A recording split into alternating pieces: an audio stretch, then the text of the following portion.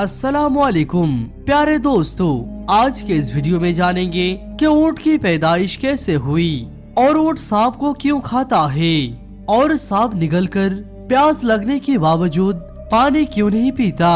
ऊंट की आंखों में आने वाले आंसू किस काम के लिए इस्तेमाल होते हैं और ऊंट का गोश्त खाने के बाद वजू करना क्यों जरूरी है और ऊंट के बारे में नमाज पढ़ने से क्यों मना किया गया है। दोस्तों, जब एक अरबी शख्स ने ऊंट को जबरदस्ती उसके माँ के साथ जिनसी मिलाप करने पर मजबूर किया तो उस ऊंट ने उसके साथ क्या किया, ये सब कुछ मुकम्मल जानने के लिए पूरे वीडियो को आखिर तक जरूर देखिएगा और हमारे चैनल को सब्सक्राइब करके ऑल नोटिफिकेशंस क्लिक कीजिए। तो चलिए शुरू करते हैं आज की ये वीडियो। दोस्तों, अल्लाह सुब्हान व तआला ने कुरान मजीद की शुराए गाशिया में इरशाद फरमाया है कि ये लोग ऊँटों की तरफ नहीं देखते कि कैसे अजीब पैदा किए गए हैं। ऊँटों का हदीस शरीफ में भी तस्करा मौजूद है कि ऊँट के पीठ पर एक शैतान मौजूद होता है। जब तुम इस पर सवार हो तो अल्लाह सुब्हान व तआला का नाम लो, बस तुम इसकी खिदमत करो, बेशक अल्लाह ने सवारी दी है। एक और हदीस में आता है जिसका मफहूम है कि ऊँट शैतानों से पैदा किए गए हैं और हर ऊँट के पीछे एक शैतान होता है। रसूल करीम सल्लल्लाहु तआला अलैहि वसल्लम ने इरशाद फरमाया, हर ऊँट के पीठ पर एक शैतान होता है। जब उन पर सवार हो तो अल्लाह सुब्हान व तआला का नाम लो और अपने कामों में कोई कोताही ना करो। दोस्तों, ऊँट का शुमार दुनिया में पाए जाने वाले सबसे ऊंचे जानवरों में होता है और सदियों से ऊंट इंसान का खिदमत करता चला आ रहा है। ऊंट सवारी और बोझा उठाने के लिए और उसका गोश्त खुराक के तौर पर इस्तेमाल होता है। एक आम सेहतमंद ऊंट 450 किलोग्राम वजन उठा सकता है। उनके बालों से नफीस कपड़ा बनाया जाता है। इसके खाल से चमड़ी की चीजें तैयार की जाती है। ऊंट पानी और खुराक को चर्बी में तब्दील करके अपने कोहानों में जमा कर लेते हैं और इस तरह से वो कई दिनों से बगैर खाए पिए जिंदा रह सकते हैं। इसके पंजे से रेत और बर्फ में धंसने से बचाते हैं और ऊँट की आंख में एक बंद छिल्ली होती है जो गिलाफे चश्मे की वजह से इनकी आंखें रेत और धूल मिट्टी से महफूज रखती है। दोस्तों, जब रेत की तूफान आते हैं तो इनके नथुने बंद हो जाते हैं ताकि उनके अंदर रेत ना जा सके। ऊँट के नाक के नथुने सामने से सीधे नहीं होते बल्कि तिरछे होते हैं, इसीलिए खुले नथुनों में भी रेत जमा नहीं हो सकती। दोस्तों, ऊँट को सेराई जहाज भी कहा जाता है। ऊँट के दो किस्में ज्यादा मशहूर है। पहले किस्म के ऊँट वो है जिनकी एक कुहान होती है। दूसरे किस्म का ऊँट वो है जिनके दो कुहाने होती है और ऊँट 40 किलोमीटर प्रति घंटा की रफ्तार से दौड़ सकता है।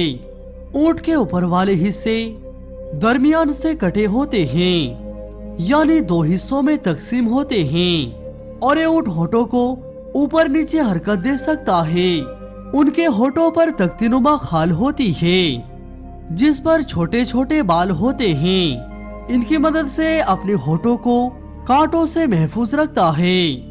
ऊँट कांटेदार दरख्तों को भी खूब मजे से खाता है क्योंकि इसकी आंतें मजबूत होती है और ऊँट हर वो घास फूस को खा लेता है जिनको दूसरे जानवर नहीं खा पाते। माहिरीन ने इस बात का दावा किया है कि ऊँट 3 मिनट में 200 लीटर तक पानी पी सकता है। इतनी तेजी से इतना ज्यादा पानी पीने की सलाहियत और कोई जानवर नहीं रखता। दोस्तों, सैयदना जाबिर रदियल्लाहु अन्हु बयान फरमाते हैं कि मैं सरकार दो आलम सल्लल्लाहु ताला अलैहि वसल्लम की खिदमत अक़दस में हाजिर था कि एक आदमी हाजिर हुआ और उसने सरकार दो आलम सल्लल्लाहु ताला अलैहि वसल्लम से सवाल किया, या रसूल अल्लाह सल्लल्लाहु ताला अलैहि वसल्लम, क्या मैं बकरी का गोश्त खाने पर वजू करूं? तो रसूल पाक सल्लल्लाहु ताला अलैहि वसल्लम ने जवाब दिया, अगर चाहो तो वजू कर लो और अगर चाहो तो मत करो, जरूरी नहीं है। फिर उसने कहा, क्या मैं ऊँट के गोश्त खाने पर वजू करूं?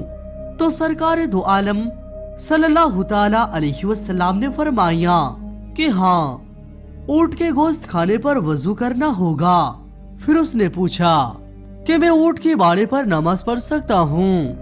تو آپ صلی اللہ علیہ وسلم نے ارشاد فرمایا نہیں، اونٹ کے باڑے پر نماز نہیں پڑھ سکتے۔ اس نے سوال کیا کیا میں بکریوں کے باڑے میں نماز پڑھ سکتا ہوں؟ تو سرکار دو عالم صلی اللہ تعالی علیہ وسلم نے ارشاد فرمایا ہاں پڑھ سکتے ہو۔ تو دوستو، ہمیں یہ پتا چلا کہ اونٹ کا گوشت کھانے سے وضو واجب ہے، مگر ہر حلال جانور کی گوشت کھا کر وضو کرنا ضروری نہیں ہے۔ دوستو، اونٹ کو ایک بیماری لگتی ہے جس کا نام حیام ہے۔ بعض ماہرین کے نزدیک اس بیماری کا علاج ہے سانپ کو زندہ نگلنا ہے۔ اور دوستو، یہ بھی کہا جاتا ہے کہ کئی مرتبہ اونٹ سانپ کو کھا لیتا ہے، جس کے زہر کی وجہ سے اس کو بہت پیاس لگتی ہے، لیکن اونٹ اس حالت میں سانپ کے زہریلے اثر کو پیاس کی شدت کی وجہ سے ایک ہی سانس میں بہت سارا پانی پی لیتا ہے، مگر اس کے باوجود سیراب نہیں ہوتا۔ سانپ کو نگلنے کی وجہ سے اونٹ کی آنکھوں میں آنسو جاری ہو جاتے ہیں۔ ان آنسوؤں کو بہت قیمتی مانا جاتا ہے، انہیں چمڑے کی چھوٹی تھیلی میں محفوظ کر لیا جاتا ہے۔ یہ آنسو سانپ کے ڈسنے کا بہترین علاج ہے، اور ان آنسوؤں سے بہت سی بیماریوں کا علاج اور زہر کا علاج بھی کیا جاتا ہے۔ دوستو، اونٹ کی خاصیت میں یہ بات بھی شامل ہے کہ وہ اپنے ماں کے ساتھ جنسی ملاپ نہیں کرتا۔ اس پر ایک کتاب حیات الحیوانات میں ایک مشہور واقعہ بھی موجود ہے کہ قدیم کے زمانے میں ایک عربی شخص اونٹنی کو ایک کپڑے سے باندھ کر اس کے نوجوان بچے کو اس پر چھوڑ دیا، لیکن جب اونٹنی کا بچہ اس پر جنسی ملاپ کے لیے سوار ہوا تو اس نے اپنے ماں کو پہچان لیا اور اس نے اپنے نفس کو اپنے دانتوں سے کاٹ لیا۔ پھر وہ اس آدمی سے چڑھنے لگا، یہاں تک کہ اس نوجوان اونٹ نے اس آدمی کو مار ڈالا، اور پھر اس اونٹ نے اپنے آپ کو بھی ہلاک کر دیا۔ دوستو، جس وقت اونٹ کو غصہ آتا ہے تو وہ کسی کو بھی نہیں چھوڑتا۔ اس وقت اونٹ بدخلق ہو جاتا ہے اور اس کے منہ سے سرخ لال خال نکلتی ہے۔ اے اسے اپنے پیٹ سے نکال کر پھونک مارنے لگتا ہے اور بلبلانے لگتا ہے، اور اس کے منہ سے جھاگ نکلنے لگتی ہے۔ اس طرح وہ غصے کی حالت میں کھانا پانی چھوڑ دیتا ہے۔ دوستو، اونٹ کے اندر نہایت فرمانبرداری کا جذبہ ہوتا ہے۔ اس کا فرمانبرداری کا یہی عالم ہے کہ اگر کوئی چوہیا اس کے نکل دبا کر جہاں لے جانا چاہے آسانی کے ساتھ لے جا سکتی ہے، کیونکہ یہ بات ماننے سے کبھی منع نہیں کرتا۔ دوستو، اونٹ کے اندر نہایت فرمانبرداری کا جذبہ ہوتا ہے۔ اس کا فرمانبرداری کا یہی عالم ہے کہ اگر کوئی چوہیا اس کے نکل دبا کر جہاں لے جانا چاہے آسانی کے ساتھ لے جا سکتی ہے، کیونکہ یہ بات ماننے سے کبھی منع نہیں کرتا۔